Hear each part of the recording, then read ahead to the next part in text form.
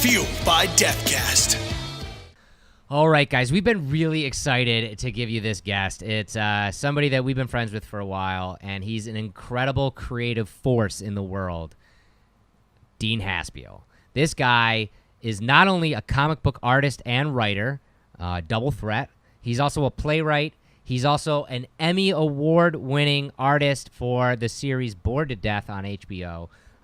This guy just won't stop creating amazing things. Nor should he stop, because not only is he an amazing creator, he's an amazing person. And it was just so awesome to talk to him, sit down and break down everything that he's up to, you know, the way he creates, the way he thinks about things, you know, his thoughts on New York City. Yeah. Everything was incredible about this conversation. Yeah. And, I mean, Dean's such a blast to talk to. And we talk about what it was like working for some of the biggest publishers out there in the comic book industry, and also publishing his own material. Some of the coolest stories out there right now, which you can find, including the Red Hook and his brand new War Cry, where the city of Brooklyn actually becomes a character, which is absolutely just imaginative and awesome. We also talk about writing plays, the state of the comic book industry, and just have a genuine fun time with Dean because we love him to death. And hopefully you will too. And that's the episode tomorrow, but I got a sneak peek of that right here. So he's suddenly made this superhero, where this character, the Green Point, is dying. You have to read the story to get, all the information. Right. And the closest person to him is like one of his enemies. Right. And he's like, well, I have to pass on my altruism to somebody. Yeah. So he punches him in the chest, grabs his heart, and that is the Omni Fist right there.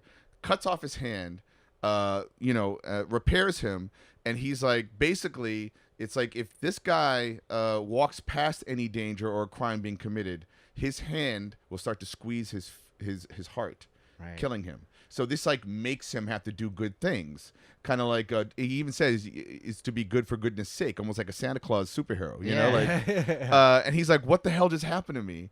And this is during a time where Brooklyn reveals herself to be sentient, and she's heartbroken by the indifference and apathy of the world, and decides to physically and literally secede from New York City, ergo America, to start her own republic, where there's a pandemic of new heroes and villains that rise from this kind of cosmic, scorched earth thing that happens. Yeah. Also, and this is where I get to fantasize, and we can talk about Brooklyn, is where art can be traded and bartered for food and services. Oh. So it's a little hippy-dippy in that way, a little socialist maybe, somewhat.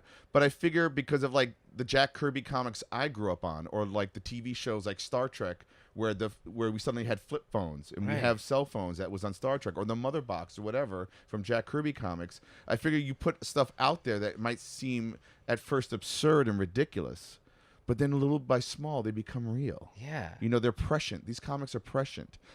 Art is prescient. You know? And in my case, I write and draw comic books, and I love comic books, so that's where I've been noticing it. You put something out there, and little by small, it happens later. Right. Or it occurs. And because I don't know how science and technology works necessarily, but maybe if you just seed the brain with something.